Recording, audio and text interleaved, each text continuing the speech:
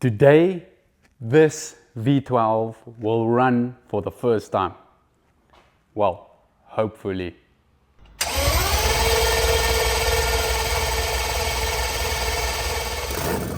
After purchasing my S65 with an electrical fault, ironically, I was forced to remove the engine. And after tearing it down not too far, I knew I was gonna have to strip it down completely. And after compiling a list of parts needed, the insane parts prices on this engine forced me to go above and beyond finding parts to rebuild this engine. And finally, after finding all the parts I needed, I started rebuilding this monstrous 463 kilowatt beast. But sure enough, I stumbled across another hiccup. And unfortunately, to come across this barrier, I had to take some drastic measures. And today we're gonna finally complete this engine so that we can fire it up for the first time. I'll tell you guys later in this video how much this engine rebuild cost me.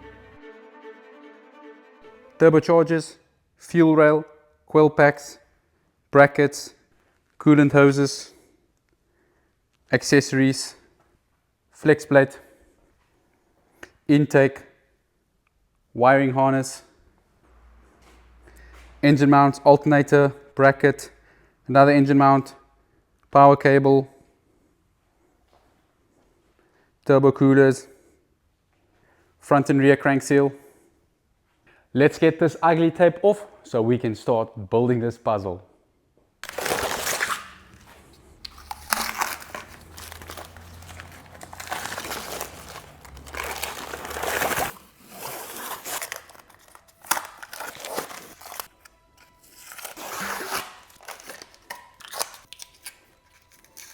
The first component to go back on is the intake manifold that is held down in place with aluminium bolts.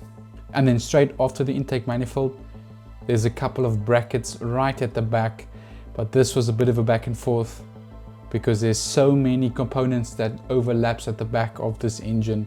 And if you fit one component at the wrong time, then you're gonna have to strip quite a few components just to get back to the starting point.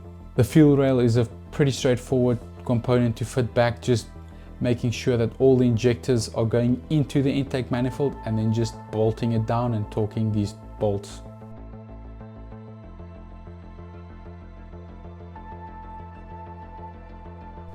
This is the thermostat, which is a pretty easy component to fit back onto the engine.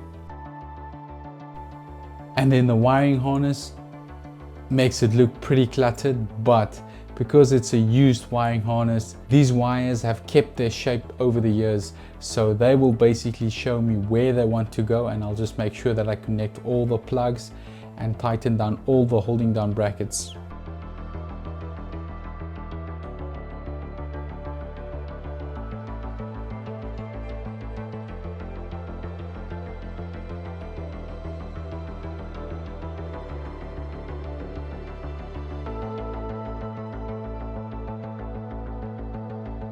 After that, we've got some components for the cooling system that we need to get onto the engine as well.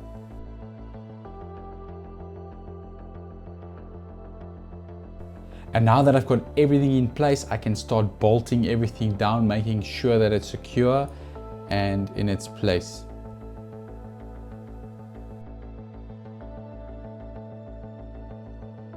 Followed by the throttle body.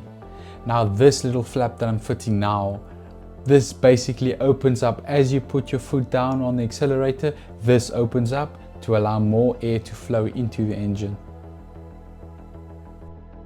I have grouped all the components that goes onto the side of the engine, separating them from left to right, which will make it so much easier for me to assemble this engine. And I've also done the same thing with all the bolts and brackets that still needs to go onto this engine. I've packed them out neatly.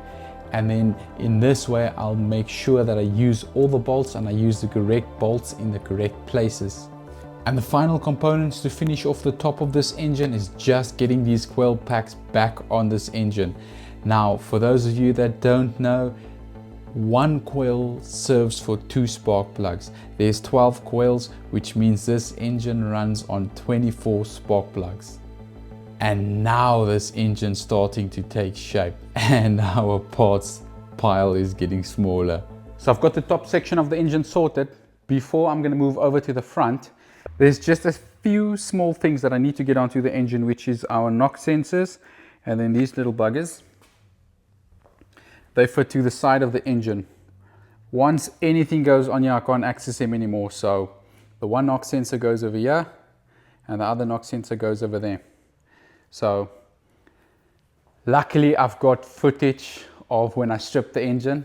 I did spend a bit of time looking at the footage so I can see what goes where and how does it go onto the engine. So let's get those little components on and then we can start assembling the front. These knock sensors are actually very sensitive components. So it's very crucial that you torque them to specification. You don't drop them because their main function is actually to pick up vibrations in the combustion chamber, and it helps adjust the end fuel mixture to prolong the longevity of the engine and also to help with efficiency. It doesn't necessarily pick up knocks like I've got a bearing knock and then it shuts off the cylinder, because even with knock sensors you still get engines that run bearings and engines that blow up.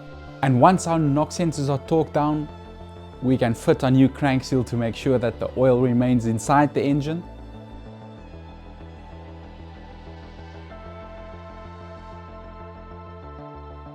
And now we can finally finish off the front of the engine, getting all the pulleys on, poly V-belt tensioner, all those type of things, getting this front assembled so we can move over to the sides of the engine and get this engine completed.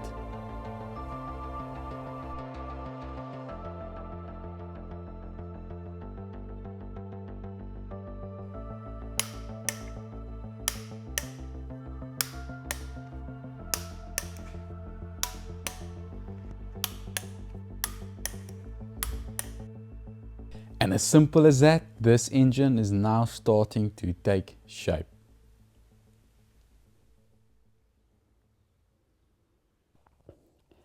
So the front sorted, let's tackle the side. Get some music going so that we can work faster.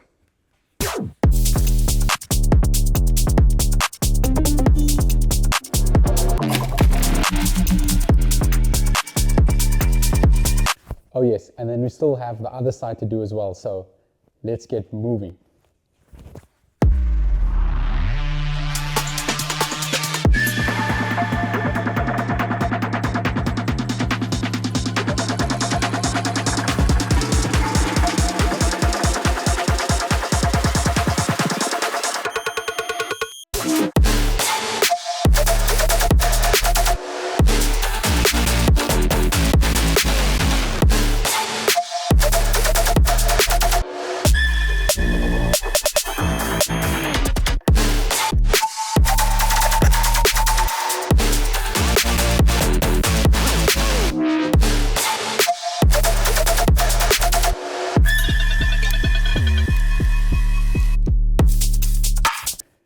Two important rules.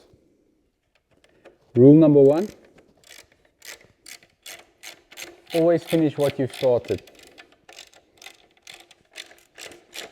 And rule number two, don't take 5 months to finish off a task like I did.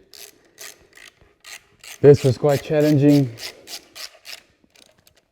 to get all these components on here.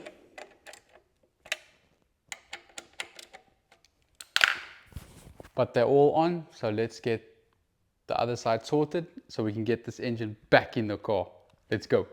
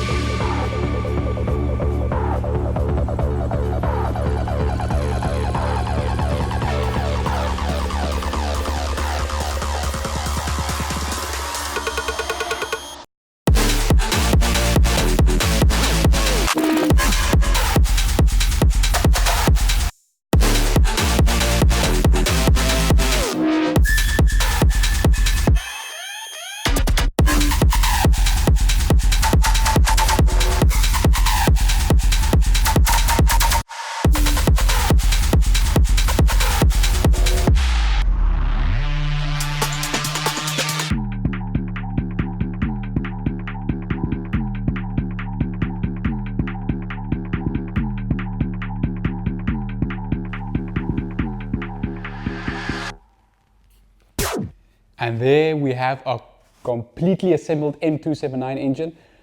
So let's get this engine off the stand, replace the rear crank seal.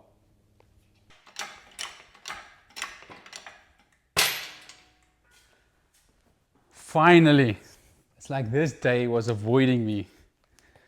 Let's get this engine off.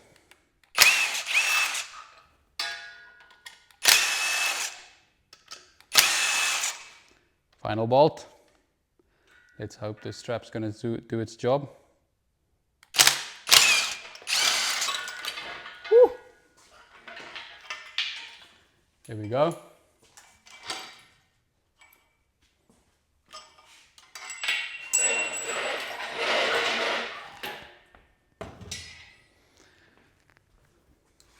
Now we just have to get the rear main seal in.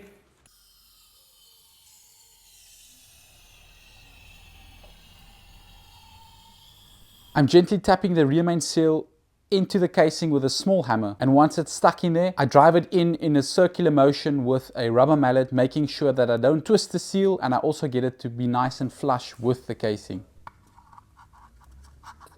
So this little white tool that comes with the seal helps you to install the crank seal, which is very nice.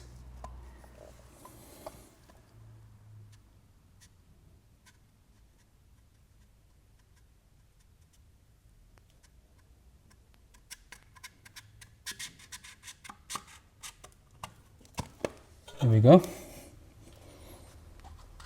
I did put some sealer on the cover, just in case you guys wondered. It's not dry, there's sealer on here. And then the torque setting for these bolts is 8 Newton meters.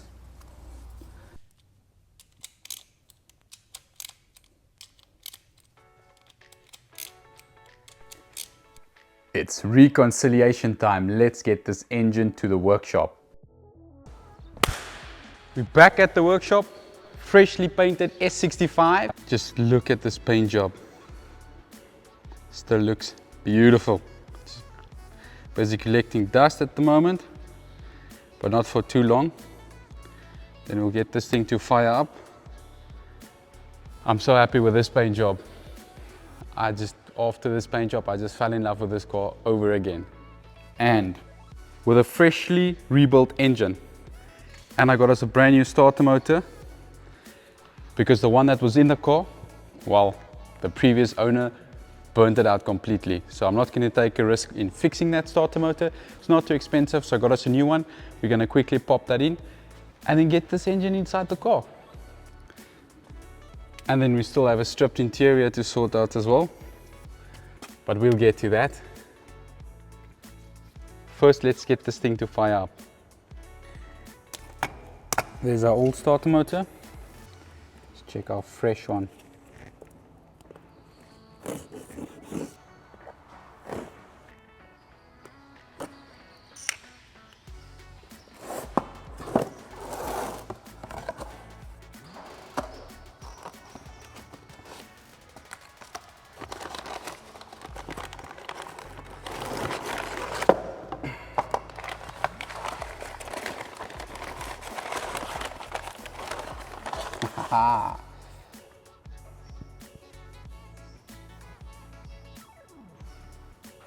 Perfect. So let's get the starter on the engine. So my plan is to get the starter motor in here. I'm going to put some oil in the engine, and then we're going to test the starter motor, because I've had a closer look at the starter motor. According to the part numbers, it's right, but it's smaller.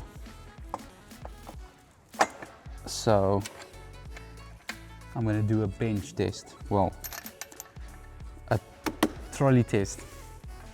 Let's get some liquid gold in here. For now, I'm just going to do 10 liters. Takes 10.5 on a service. Our oil filter housing is kind of empty. And then also we don't have our oil cooler connected, so 10 liters will do the trick for now.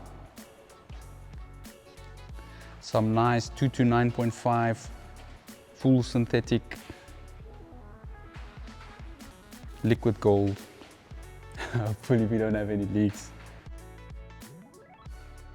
This is our final 5 liters of engine oil so that we can reach our 10-liter mark. I don't see oil anywhere. Don't want to see oil. So I've made a little bracket over here that helps me to short out the starter and the solenoid without causing any damage to the starter motor. Ground connected, starter grounds through the engine. Let's see what happens. Yay!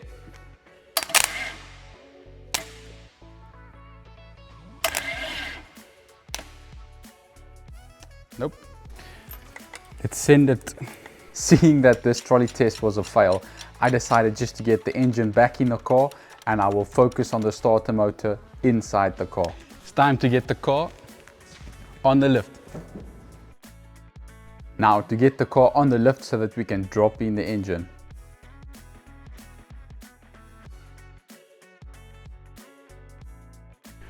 Three, 2, 1, go.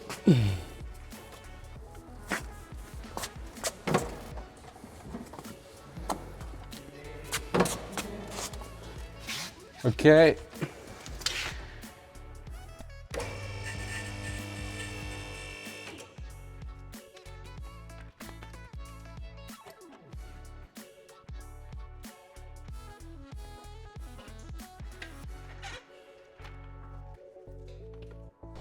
Got the car a little bit up in the air.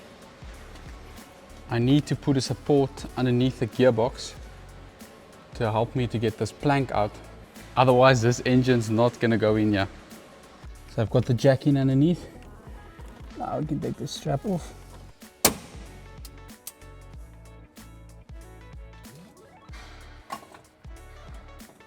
This isn't a one-man job. So Mr. Reinstalling is going to have to give me a hand to get this engine in here. Just make sure all the pipes, plugs, everything is out of the way. I'm happy with that. And then this engine is a tight fit. It's actually supposed to go out at the bottom.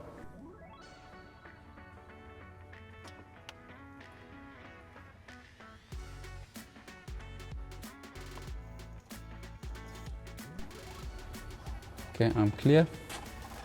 And I'm clear as well. And with a little bit of persuasion with my foot, this engine dropped in nicely. Okay, that did your trick. Wow. Yours in? Yeah. Perfect. There we go. There we go.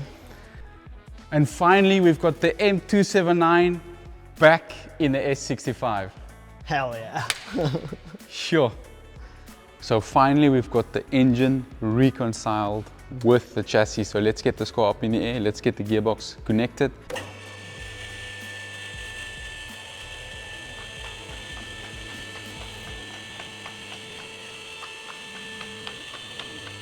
It's not so much work at the bottom. Just have to get the balancing bolts in. We need to get a heat shield on there. First, I need to make sure the starter motor is working. Before I'm going to get that heat shield on there, a few pipes that we need to connect. And then most of the work is at the top and here at the front. Well, for now we just want to get this engine to fire up. So I'm quickly going to mate these 2 bell housings. So the nice thing about leaving the gearbox in when taking the engine out is now that the engine's back in, these 2 are so close to each other. I've checked, torque converter is happy, so all I can do now is get some bolts in here.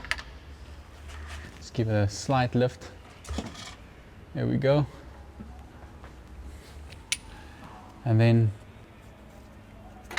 just gently pulling it in. There we go. That looks better.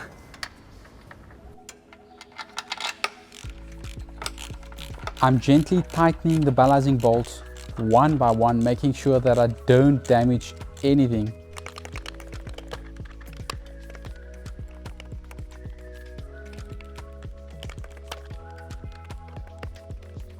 And once I'm happy with the bell housings that are nice and flush,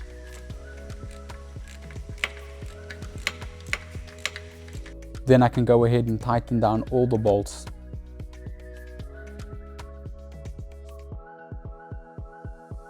I'm currently getting the torque converter bolts in that basically connects the engine and gearbox to each other. And once I've got all the bolts in and tightened, only then I will torque them to manufacturer's specification.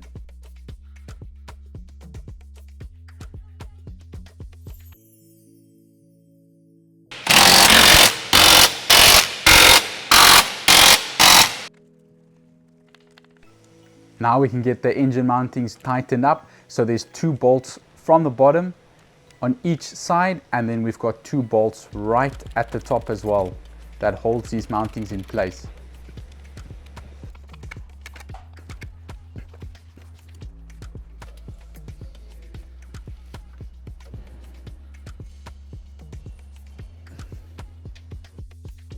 Now I can finally finish off the final bits underneath this car.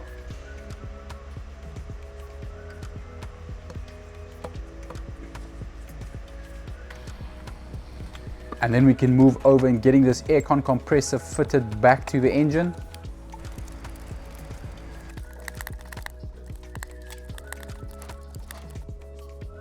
And then straight after the aircon compressor, we're going to put back the suspension pump. Now what I did with the suspension pump is I left it intact, because in this way I didn't lose any expensive hydraulic fluid. I don't have to bleed the system, and I also don't have to calibrate the suspension, because this S65 runs a hydraulic suspension. It's amazing, but when it breaks, your pocket will know. Bottom section sorted.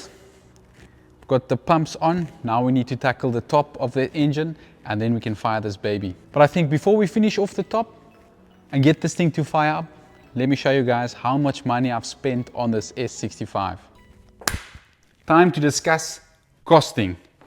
Now here we've got the quoted amounts from the agents, and if I add all these numbers up together, this is all the components we needed to rebuild this engine. It comes to a total amount of 608,000 South African rands, which is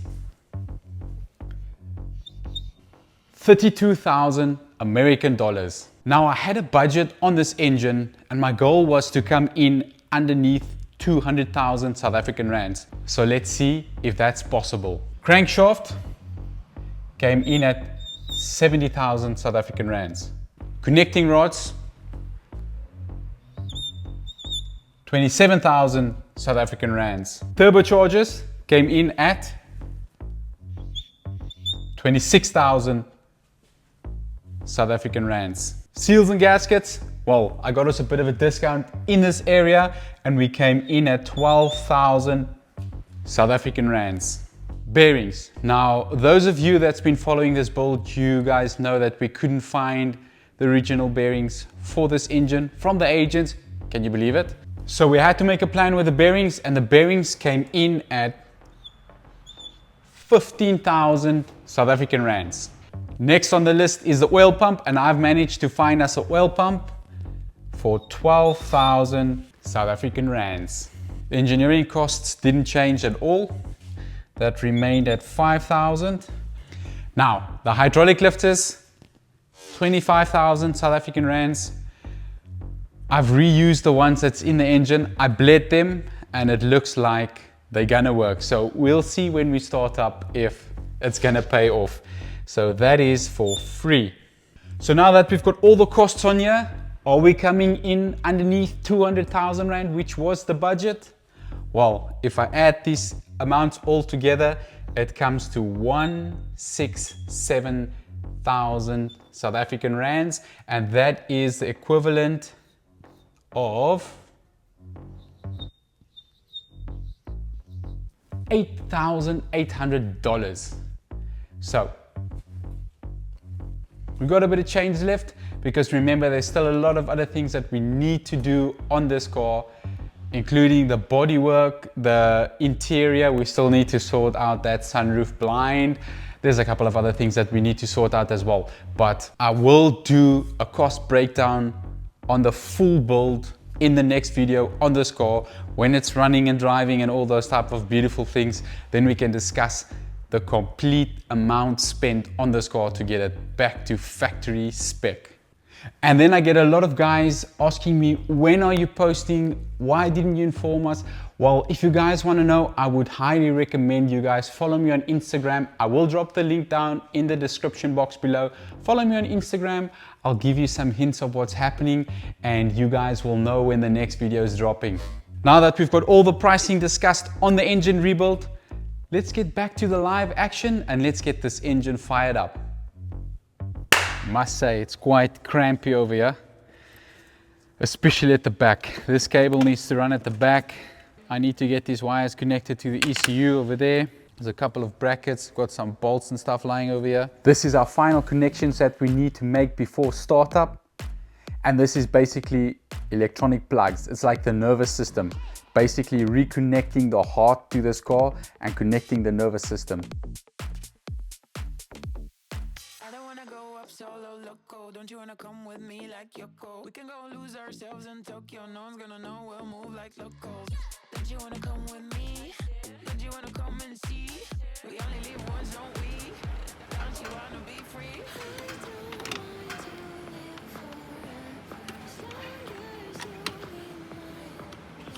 And then once I've got all these electronic plugs sorted, I can go ahead and put back this brace strut that basically goes across all the electronics by the engine ECU.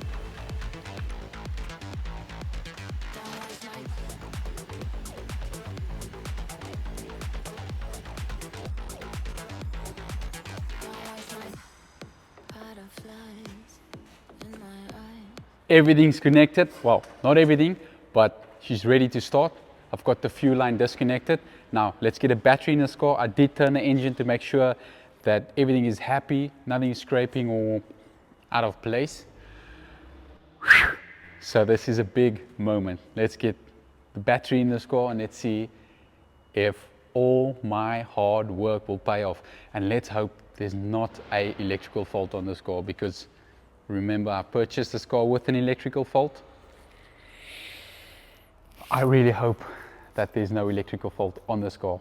I'm not gonna lie, I'm nervous because I really need this car to start. I've spent a lot of time on this car. I really need this thing to fire up. Let's go.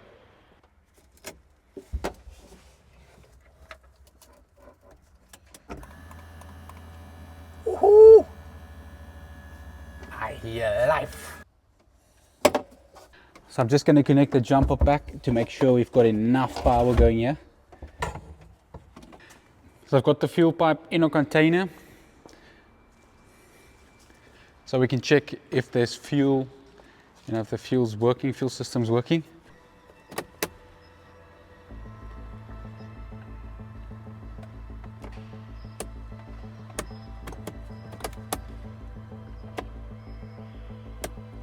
What? There's nothing happening. Foot on the brake.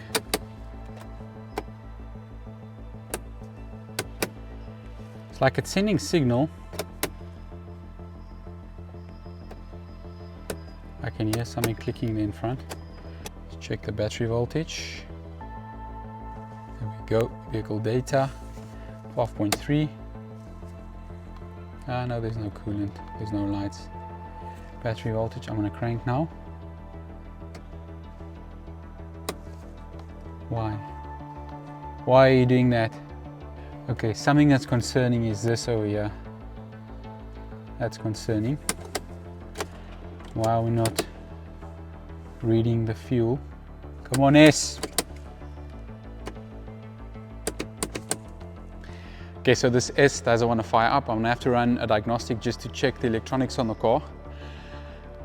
And I think before I'm gonna run a diagnostic, I just want to give the car a once over, just check and make sure that I didn't miss something on the car somewhere. Okay, let's just do a quick traditional fuse check.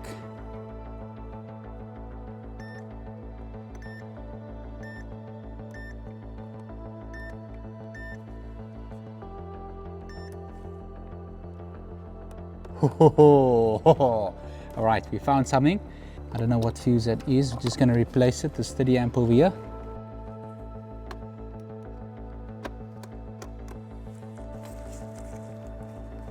There's our new fuse, 30 amp.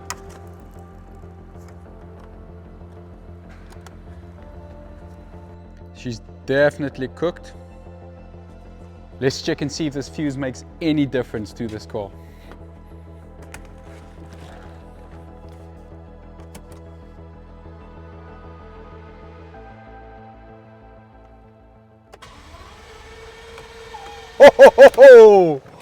Oh yes, oh yes, oh yes.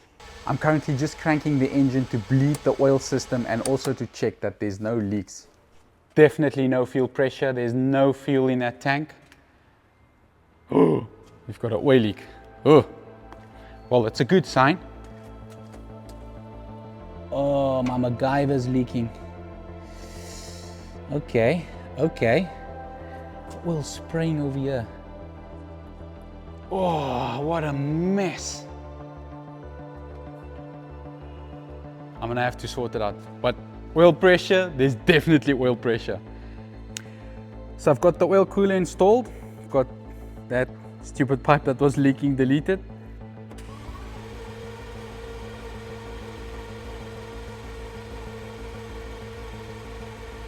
Let's hope there's no oil spraying out at the front.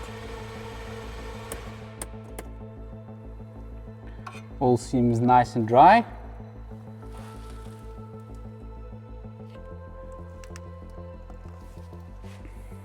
So let's quickly get some fuel pressure on this car. I ran a diagnostic test to check the fuel system, and lo and behold, we're definitely onto something over here, because it says communication with fuel pump control unit has a malfunction. It says the message is missing and it's current. Let's diagnose. Let's find the problem with this fuel system, get this thing to get some pressure in that fuel rail and fire up.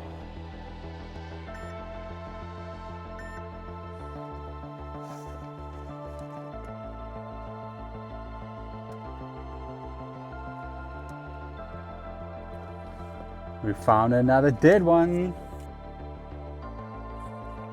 So I quickly checked. That's fuse number 469.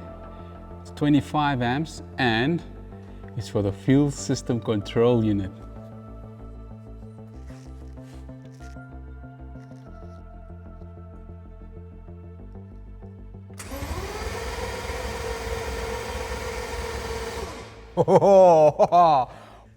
Right, let's get that fuel pipe connected, because this thing is ready to fire up. Finally. Okay, nice. Oil pressure, check. Fuel pressure, check. Excitement, well, mixed with a little bit of nervousness, but let's fire this thing up. Hopefully, for the first time.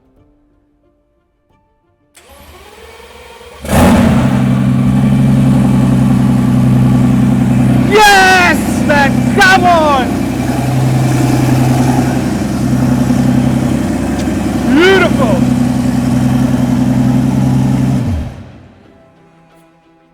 Beautiful, beautiful, beautiful.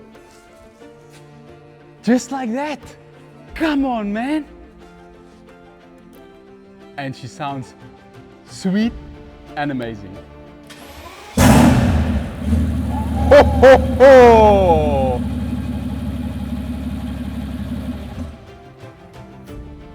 I think this thing needs straight pipes. Yo.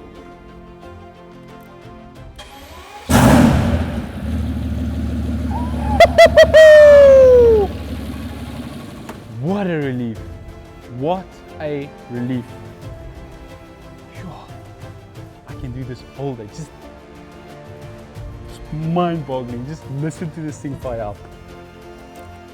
Beast.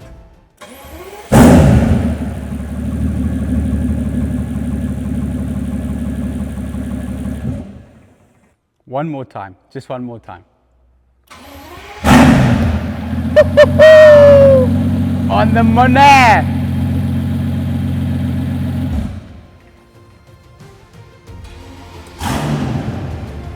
I promised you guys that I'm gonna get this car running, and I call that delivered.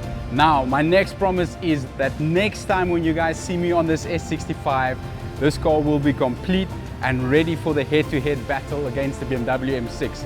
And if you're new here for the first time and you want to see this car complete and see other cars saved as well, just hit that subscribe button, hit that like button, and I'll see you guys in the next one. Thank you so much for watching. Cheers.